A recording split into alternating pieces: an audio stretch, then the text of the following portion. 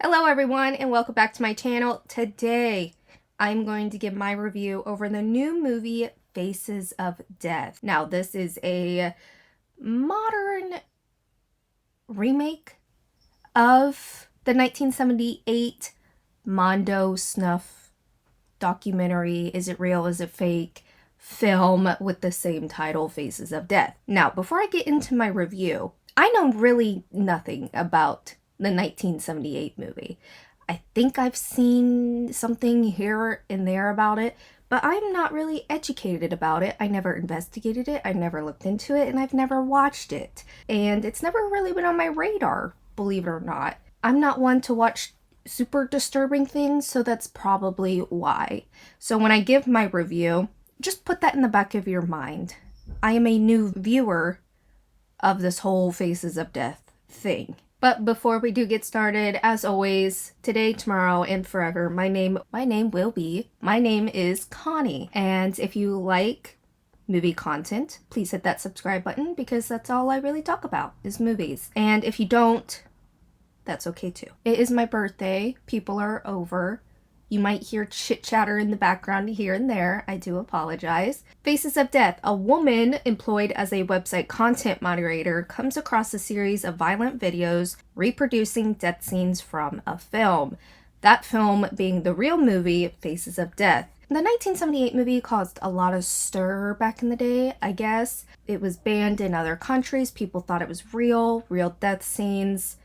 I guess the doctor was real. I don't really know what's real and what's fake in this movie, but it comes into play for this one. So let's just get into the positives. Barbie and the other cast I thought were good in this. Mainly Barbie, Mr. Montgomery, who plays the serial killer in this.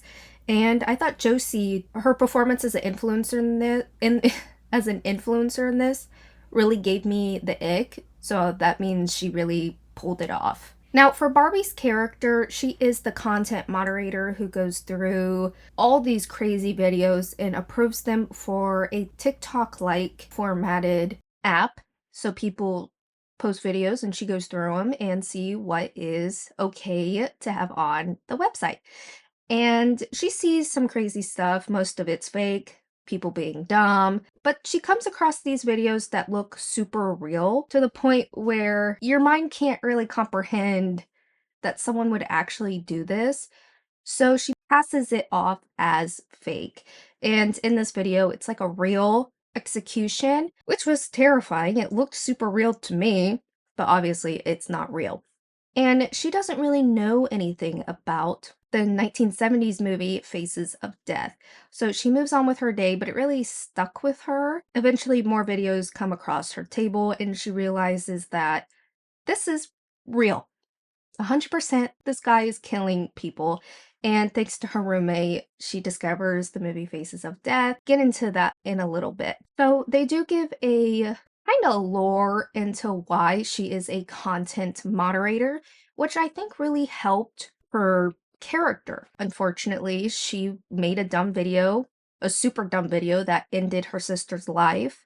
They were making a video in front of a train. Before I get any further, yes, there will be spoilers in this movie. And her sister gets hit by a train. Now, Barbie's character, she doesn't have a phone. She doesn't even have a laptop. Well, she has like a little flip phone, but she's off the internet. And she has a hard time going out in public without getting recognized.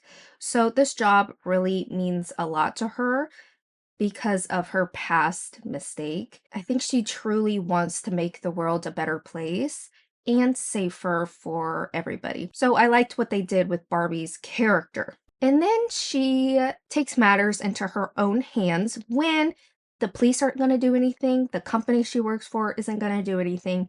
She knows that the people that are going missing are these people in the video. What I really like about this film also is that we see the serial killer's point of view and his storyline. Dacre, I hope I'm saying his name right. I also have a cold. He did not blow me away because I knew he could pull this performance off. He's just meant to play villainous roles, not saying he can't do anything else, but he really was good in this. And I will say he really shined in the third act. There was this big scene between him and Barbie And that's when he blew me away because I was like, there it is. That's what I was waiting for. We do see him in action the whole movie, and we see him manipulate people to get what he wants. We see him in the serial killer moment of him getting cameras ready, killing people. And although that stuff was super uncomfortable to watch, I will say the third act is when he really gave me chills because he was giving this speech and oh my gosh, it was incredible.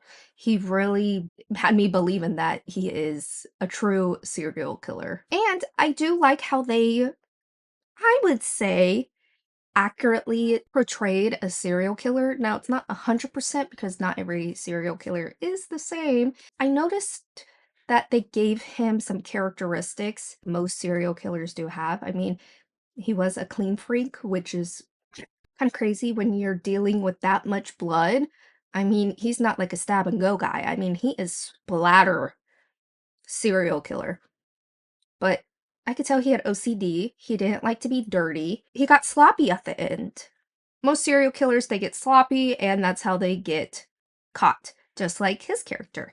He was getting sloppy, he was getting the attention he wanted, and he liked it. I think he also got a sexual thrill of it. There is a scene where, towards the end, the people in the basement are escaping, or garage basement type, hidden in the walls, and they are escaping, and he's too busy filming himself, of course, in a mask, pouring acid on one of his victims and filming it for his viewers. And I think that was sloppy, in my opinion, and disgusting, obviously, but I think a pretty good portrayal of a serial killer. And Josie, she played a influencer, and yeah, she gave me the ick. She's filming herself in public. She is clicking that camera a million times, and I was like, if I hear that click one more time, I'm leaving. It was insane. I think she really pulled off the influencer role. Another positive is the lore added with the 1978 movie, because some new viewers, like myself, which is crazy because I like scary movies, but I guess this one is banned, so what how would I know? They put a lot of that movie in this movie, and I think that was very beneficial. It really helped me understand what was going on. Mr. Montgomery's character really loved that movie, got inspiration from that movie, and was recreating kills for his platform. Barbie figuring it all out, watching the movie. We got to see clips from it. So thank you for adding, weaving in that lore for viewers who don't know anything about it to understand better. The dreaded tone in this was dreadful. It was a very heavy topic and not one I would usually gravitate towards to watch, but I do like serial killer movies.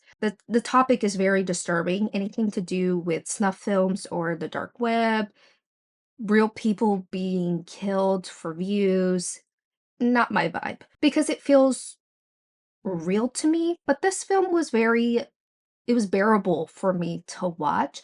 I don't think it was super disturbing. I think the tone was more disturbing than the actual film. There is gore in it, but not a lot. And again, I'm not one for gore, but if you want a lot of gore, this film doesn't have a lot of gore. There's a lot of blood, yes, but it's not super gory. It is graphic. We do see some brains and guts and body parts, but for the most part, I think it's pretty tame. I did have to look away a few times because some characters that I like did die, and it was just so sad to watch. And a monkey from the original movie was getting its head beat. I guess that's like a delicacy meal, and it was just so hard to watch. I don't know if that was real, but if it was, shame on you. I disliked that so much. I literally just did a video, my previous video before this, about movies I refused to watch. I knew about Faces of Death. If that was a real monkey, that movie would have been on my list. The sound editing I thought was really good. It wasn't cheesy, it wasn't overbearing or too powerful. It went well with the movie. I know that's a small detail, but I really liked it. The ending, that's a major positive for me, is that I thought the concept of the ending was a really good idea. Her, spoiler, she kills him in the end while filming it and she posted it online.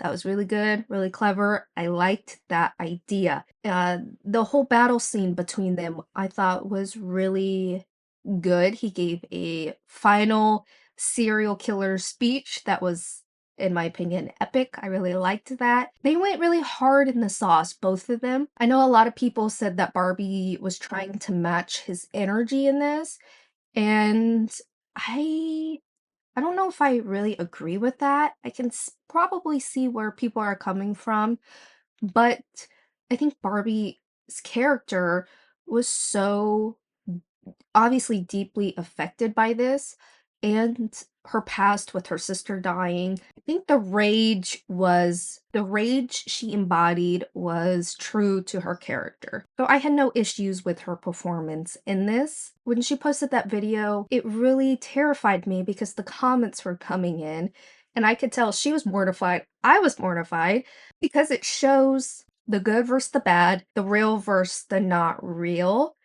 So I grew up without social media, so I was taught good versus bad, and I'm afraid people who have the internet, they're gonna be more desensitized and they're not gonna know what's real, what's not real, what's good, what's bad, and they're gonna become like a robot. And that's like my fear. I think the internet can be a dangerous place, and that's like a whole other topic.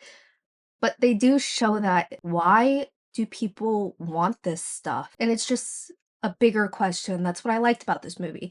We ask a lot of questions about humans and their connections, their relationship to these apps and these videos. When's it enough for disturbing content? It's just a big question for this movie that they asked. All right, negatives.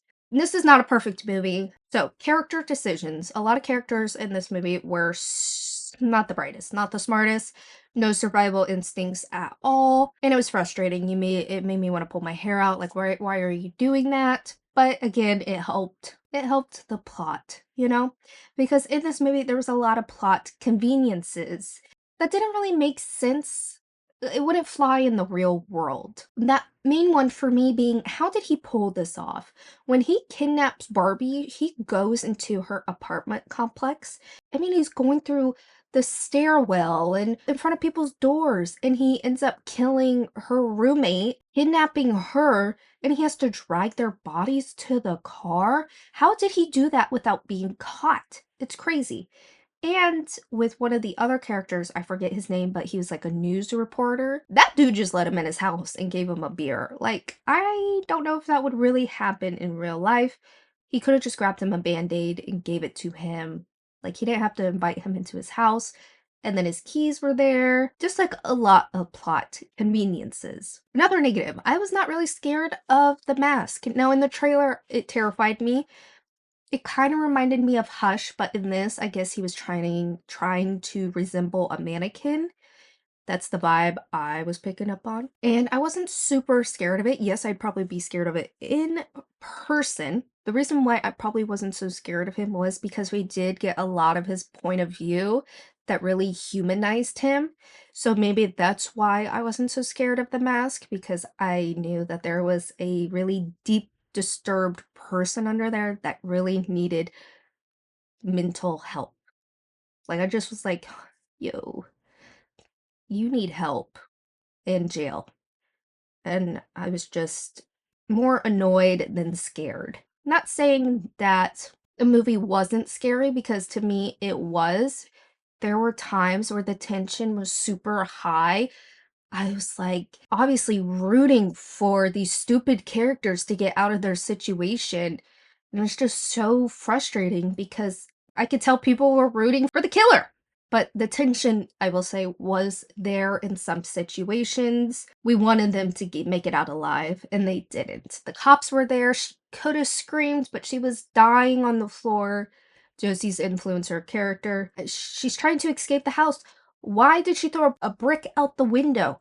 the glass door. She could have just literally, the front door's right there. Anyways, I didn't mind the behind the scenes, but to me, to make the killer scarier, I prefer no behind the scenes because that makes him scarier to me, like Michael Myers, Ghostface. The gore was nasty. We do see a lot of bloods and guts, but again, if you want gore, this movie isn't like Saw, but there are body parts in it. More splatter horror for sure.